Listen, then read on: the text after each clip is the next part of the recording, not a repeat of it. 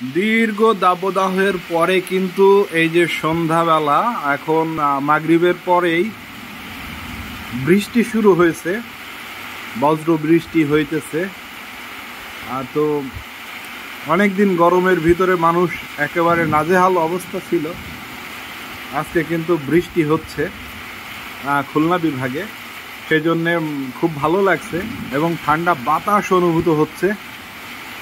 So দিনের বেলায় হলে বৃষ্টিটা সুন্দরভাবে দেখাইতে পারতাম, বাট এখন সন্ধ্যার পরে বিদ্যুৎও নাই, এই কারণে ভালোভাবে দেখাইতে পারলাম না বিষয়টা। ফ্ল্যাশ লাইটে যতদূর আর কি দেখা যাচ্ছে, এই যে আমি দেখাচ্ছি, এদিকে বিজলি চমকাচ্ছে আর বৃষ্টি পড়ছে, ক্যামেরায় অবশ্যই বুঝতে পারছেন আপনারা, এই আর কি।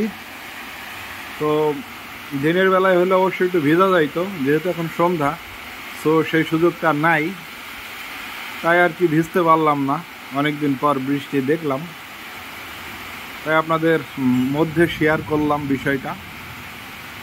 মোটামুটি প্রতিটা জেলায় কম বেশি বৃষ্টি হচ্ছে বা হবে, এই আর কি। সবাই ভালো থাকবেন।